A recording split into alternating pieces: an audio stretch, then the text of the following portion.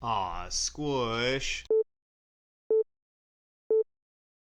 What is up, friends, and welcome back to another episode of Khristian's Customs. Now, on today's episode, we're going to be working on my Ford F250 frame, specifically getting it cleaned up and prepped, ready for paint. Now, the back section was way easy to do because all I did was take the bed off, drop everything, clean it all up. I was even able to drive it over to the wash bay while the bed was off. I can't do that with cab, obviously. You know, the cab being lifted off so I can get to where the mounts are to paint those, you are going to be stuck in one spot. So make sure you get underneath and power wash it really good. There are really good cleaners out there for getting oil and grime and grease and everything. But even after power washing this bottom section and the engine bay like a dozen times, even have a heated power washer, Hotsy, they're fantastic. And still, I found grime on this frame after I pulled it into the paint.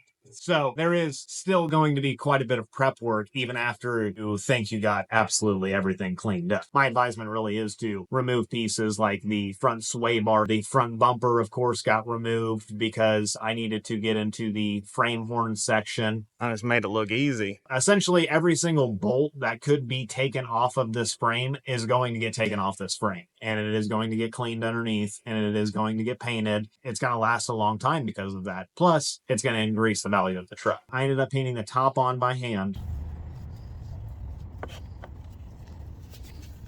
And I ended up doing the side and the bottom with a paint gun. It is pretty simple. This type of chemical that I'm using, which is chassis saver, and then I'm using the S8 reducer. The one thing about it is it doesn't really want to stick to bare metal. They even say on the can that if you want it to be applied to bare metal that you need to sandblast it. Now, without whipping out a sandblaster and just getting it all over the damn place, plus you're only doing a small section because some of this frame was paint still. Because, yeah, it was in that good enough shape that it still had paint all over it. And then some of it had a little bit of rust. And then some of it ended up just being bare metal after I sanded on it slightly. I would just sandblast where all the body mounts would be. You know, of course, the shackle brackets and things of that sort. I sandblasted in between where I saw a little bit of rust. Make sure to always wear a mask. Any area like this that I use the sandblaster to get into the edge with, I want to make sure that I don't have any sand in there at all. So what I do is I grab a hold of a metal pick and I've sharpened it to a fine point and I go all around the edges. And I grab a hold of my drill. Now, some people might say, why didn't I grab my drill to begin with? Well, I have had it where there are too big of chunks to get it out with this, or they're just lodged in there too good, and that is the reason for the sharpened metal pick. Again, I leave it flat, but I do sharpen it to a point. Then I use 36 grit sanding pads on my DA and just sanded everything. And so after getting it where I thought, oh, there's a lot of rust taken out, a lot of rust exposed, a lot of the original paint is off, but I still wanted to have a quick project, not a all the way down to bare metal restoration project. I hit it with muriatic acid. With muriatic acid, you need to be wearing gloves, long sleeve shirt, eyeglasses, a breathing apparatus. Do not take this stuff lightly. If it gets on your skin, it will burn. So please make sure you already have the solution to neutralize it, which is going to be 2/3 part distilled water and 1/3 part distilled white vinegar.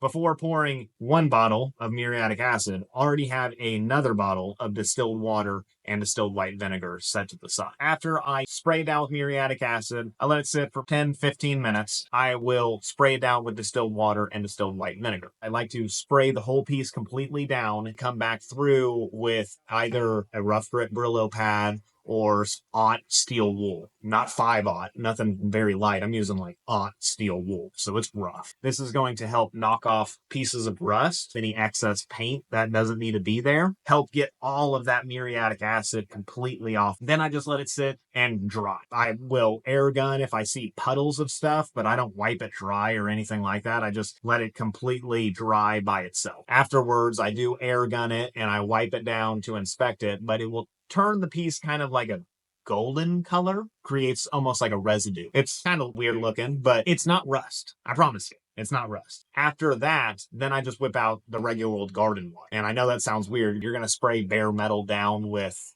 regular garden hose water, and it is completely fine. The distilled water and white vinegar has actually created that coating over the top, and it will prevent rust. I then spray the piece down with regular garden hose water, and I scrub it clean again with like a rough grit Brillo pad or heavy grit steel wool. I do air gun it, and I wipe it completely dry, and then the piece will look bare metal, or it will kind of have a little bit of a golden hue to it, and that's completely fine. It is where the metal has been etched.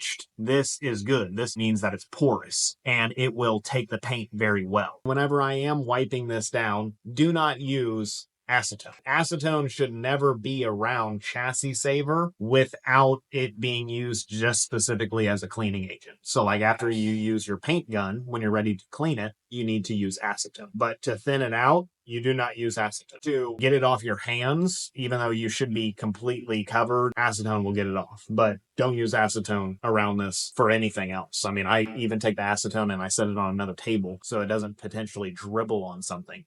Like, it stays far away from the project. The chemicals that I use to prep it is actually just regular brake parts cleaner that I have in the shop. It goes into an air pressurized can, and I spray the whole piece down while wiping it down with a pretty well used microfiber rag. I said I'm wiping my frame down. Oh man, how gross that is. That is nasty. All right, time to flip that rag. Afterwards, I am going to wipe the entire piece down again with SEM Prep. And this stuff is really good stuff. I use it before all of my paint jobs. It just helps get every type of grease and grime off of the piece that the brake parts cleaner didn't. Now, while I'm wiping it down, I also air gun. Besides just knocking off the paint and the stuff out the corners, it's also going to make sure that no microfiber material was left on the frame. Then I go through with a tack cloth. Now, I know you're thinking, man, it's just a frame. Like, who cares? Well, my frame was really nice. I didn't have a whole bunch of chunky rust all over the place. And that is the reason why I am treating it kind of like a car paint job. After that, you are ready for paint. And paint is pretty specific. This paint can be thinned with S8 reducer, and it's only like 8 to 10%. But this stuff, like, for real, it dries in the can. So make sure that you use a strainer so it is not chunky inside of your paint gun at all. And then when you're spraying it, of course, make sure that you're wearing a Mask, gloves, taped it up. I got my beanie on. Oh, I need to pull it down. That's some exposure. Don't want to be painting my eyebrows. All right. Look like a Ninja Turtle kind of. Fucking awesome looking, man. and I spray the whole thing down, very thin coat, because it is on bare metal, and I'll let it sit for a little bit. The reason for this is it is a tack coat for the bare metal. In spots where there is a little bit more rust and a little bit more paint, a little bit more grip for this stuff to grab onto, I did put it on thick. But all the bare metal spots, I just went over it very quickly and just did a tack coat. So after about, I'd say 30 to 40 minutes, I came back into the paint booth, and then I did another light coat over the bare metal again. And then I hit all of the rusty areas and whatnot with a thicker coat. Now I am coming in here a third time, and since it has sat for longer than 18 hours, I have to prep it. So I'm going to sand it down. All right, you can see here the edge is not done yet. It's still very shiny. This is exactly how I do it. So I want to show you. Prep this side, and then I prep this side, and then I will blend it in. And I do not press nearly as hard as when I'm trying to flatten all of this out. I just quickly go over it. So that was like 2 passes, and you can already see it's not perfectly flat, but we're getting there. So here we go again. Take my Scotch-Brite, and I'm going to finish it out. You can see right there, little shiny cracks. Paint is not going to adhere properly because it's not getting prepped properly. So we need to keep sanding more. Then I'll go over it with the Scotch-Brite. It looks pretty good. I don't see any more shiny. And then I will paint it again. But this time I am going to brush it on, and with 18 hours of applying it, I will top coat it with a Rust-Oleum satin oil-based paint. You might be wondering, why would I top coat it? If you leave chassis saver on a piece and it is exposed to UV, it will start to gray. I'm not so sure if it will actually cause problems with the integrity of the paint, but I know that it will change the paint color after time. Well, I hope you all enjoyed today's video. I know I have quite a bit of work left to do on this truck, so I'm going to stop yammering, and I'm going to go ahead and get back at it. Make sure you hit me up in the comments, and you will see me next time.